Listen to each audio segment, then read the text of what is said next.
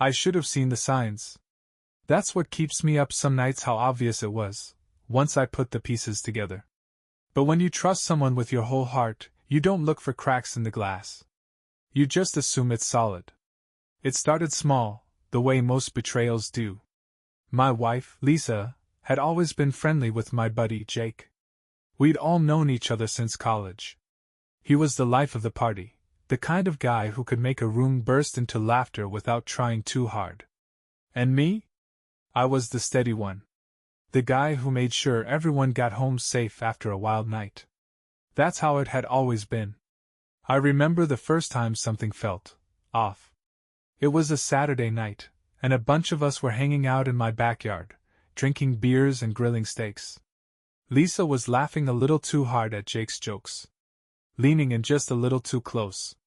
It was subtle, the kind of thing you'd brush off if you weren't paying attention.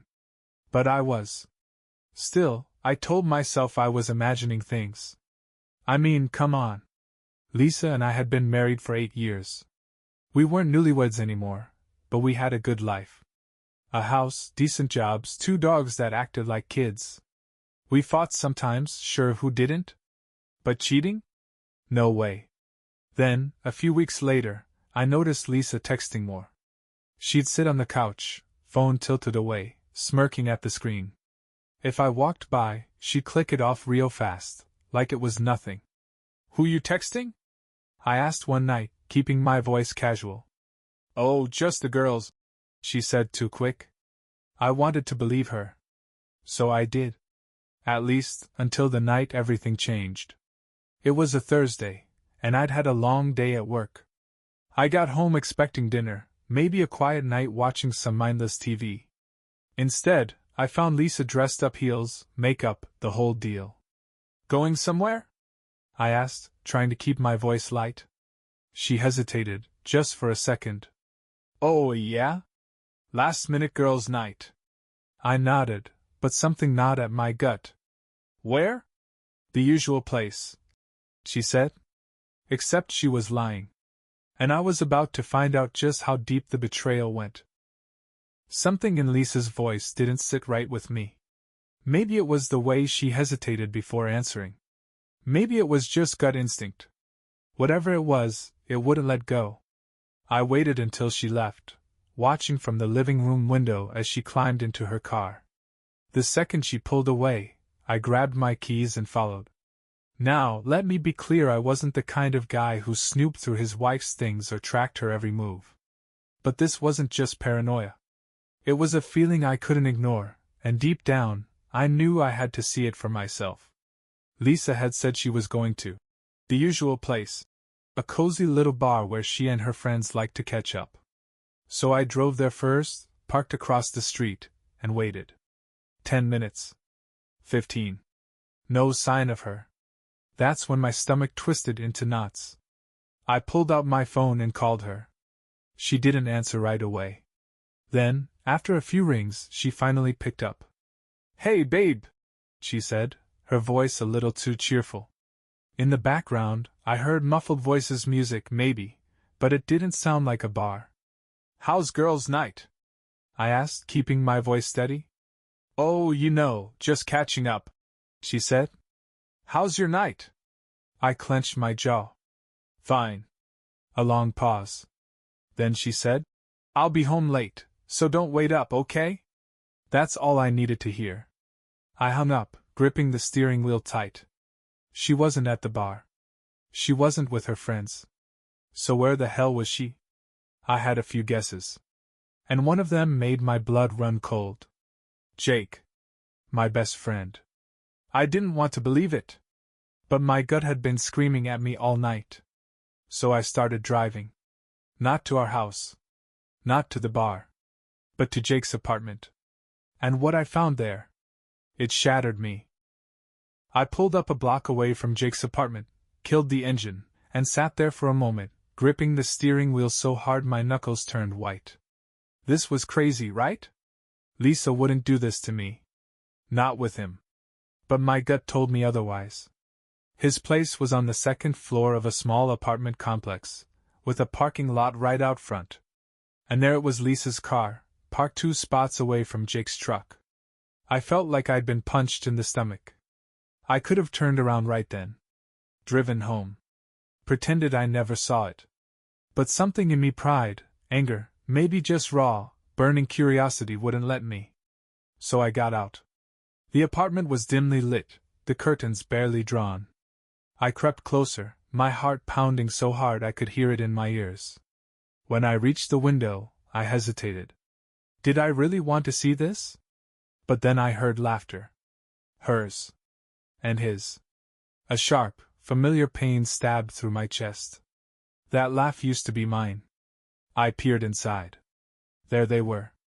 Lisa, sitting on Jake's couch, legs curled under her, wearing the same dress she left the house in. She was holding a wine glass, twirling it between her fingers while she looked at him like he was the only man in the world. Jake leaned in, resting a hand on her knee. I felt something inside me snap. I could have burst in right then. Started yelling, swinging, tearing the whole damn place apart. But I didn't. Because right in that moment, I realized something. If I handled this right, I could make them pay. Both of them. Not with fists. Not with rage. But with something much, much worse. I walked back to my truck, hands shaking, mind racing. If I stormed in there, I'd get nothing but a broken heart, and a fistfight I wasn't even sure I wanted to win. No, this needed to be handled differently. Smartly. I sat in my truck, gripping the wheel, forcing myself to breathe. I needed a plan. Lisa and Jake thought they were being clever. Sneaky. They thought I was home, clueless, maybe watching TV or dozing off on the couch. They had no idea I was one step ahead. I pulled out my phone, opened the camera, and zoomed in on the window. I hit record. Lisa leaned in, touching Jake's arm. He smirked. The bastard smirked. I wanted to smash my phone against the dashboard, but I kept my hand steady. A few seconds of footage was all I needed. I stopped recording and saved it. Then I drove home. The whole way back, I thought about revenge. I wasn't just going to leave her. That would be too easy. Lisa and Jake didn't deserve an easy way out. No, I was going to make them regret it. And by the time I was done, they'd both wish they'd never crossed me. By the time I pulled into my driveway, my anger had settled into something colder. Sharper. See, most guys would have kicked down that door, screamed, fought, made a scene. And yeah, for a second, I wanted to.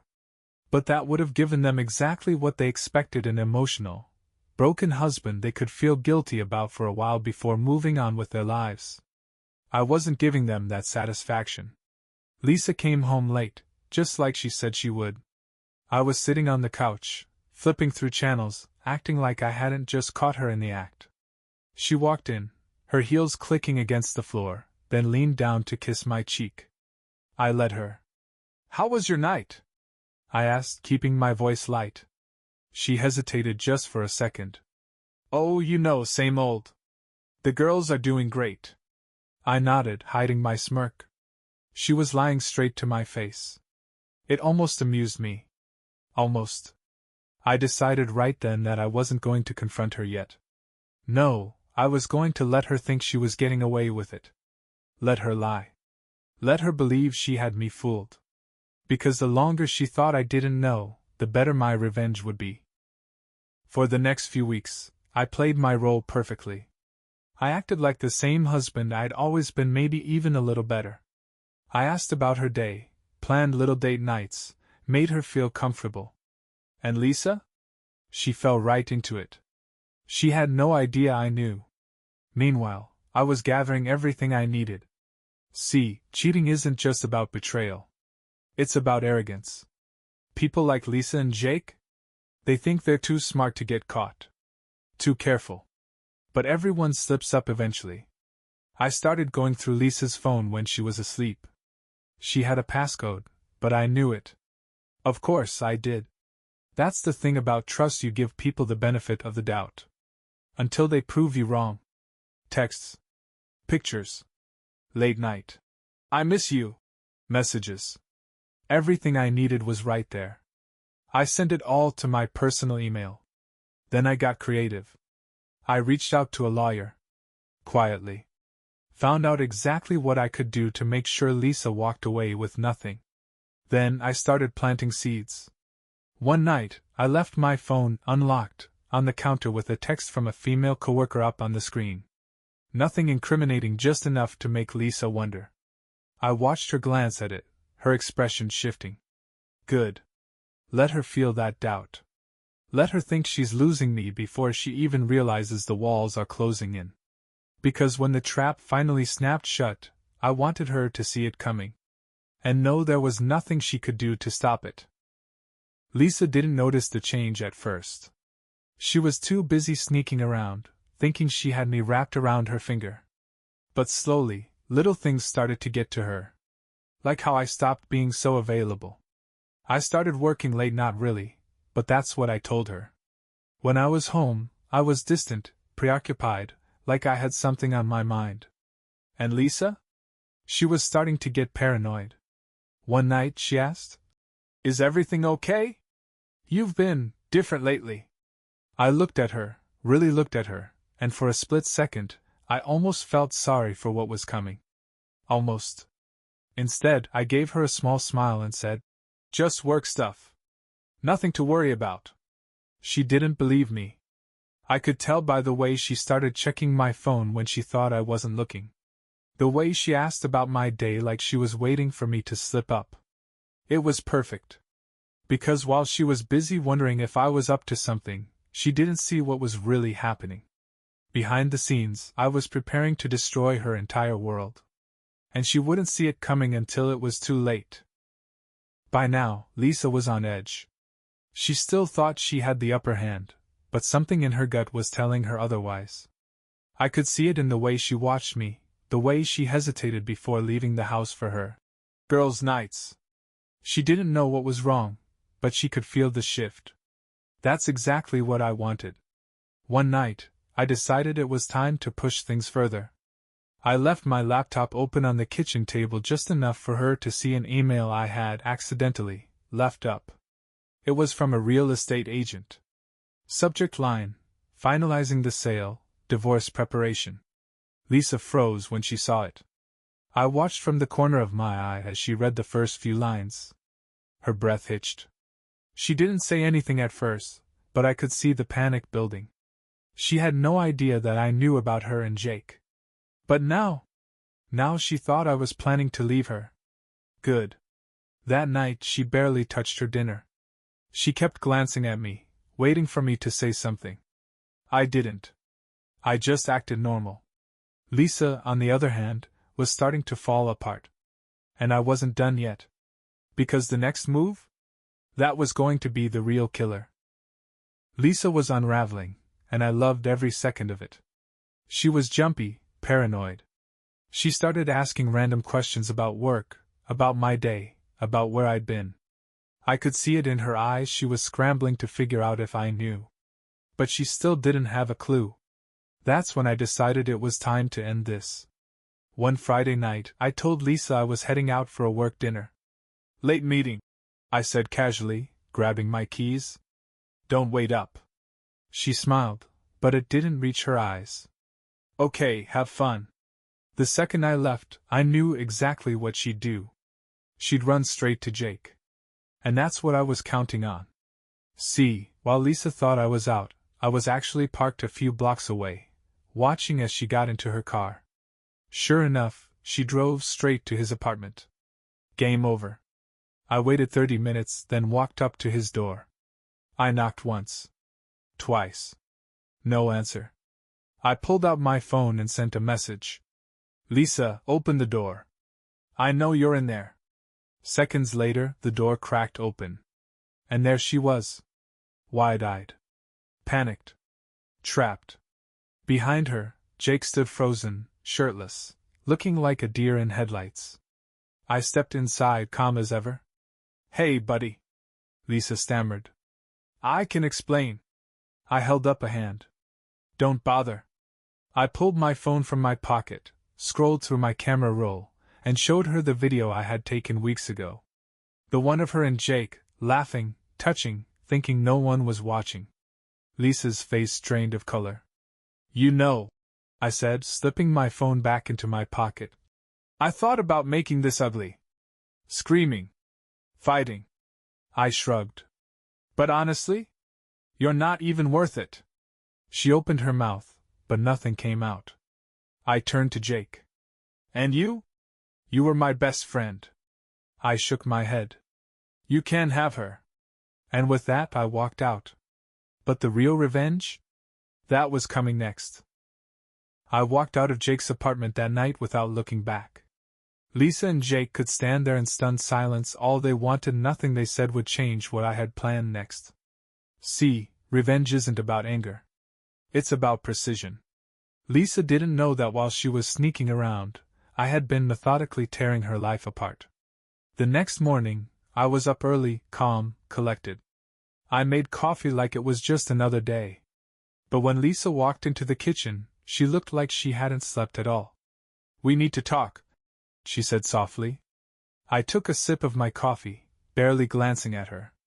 No, we don't. She flinched. I messed up, okay?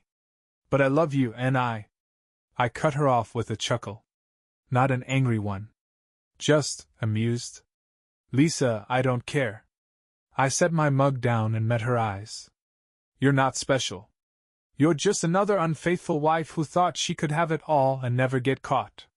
Tears welled up, but I wasn't done. You're also about to be single. And broke. She blinked. What? I slid a thick envelope across the table. Divorce papers. My lawyer already filed. Since I had proof of the affair, you'd get nothing. No house. No money. Nothing. She paled. You can't. I can. I leaned back. And I did. Her hands shook as she picked up the papers. We can fix this, she whispered. Please. We had a life together. No, I had a life, I corrected. You threw yours away. She started crying then. And I just sat there, unmoved. The best part? Jake had no idea that I had sent copies of their texts and pictures to his boss that morning. He was about to lose his job, his six-figure career, because workplace affairs were taken very seriously at his company. Lisa and Jake didn't just lose me. They lost everything. And me? I walked away. Free. Smiling. Because the best revenge isn't rage. It's letting them destroy themselves. Checkmate.